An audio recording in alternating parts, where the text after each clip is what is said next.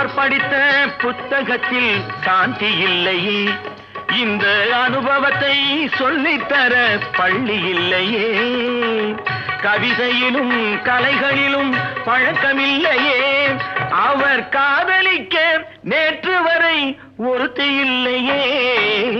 ஏனம்மா அது ஏனம்மா, ஏனம்மா அது ஏனம்மா.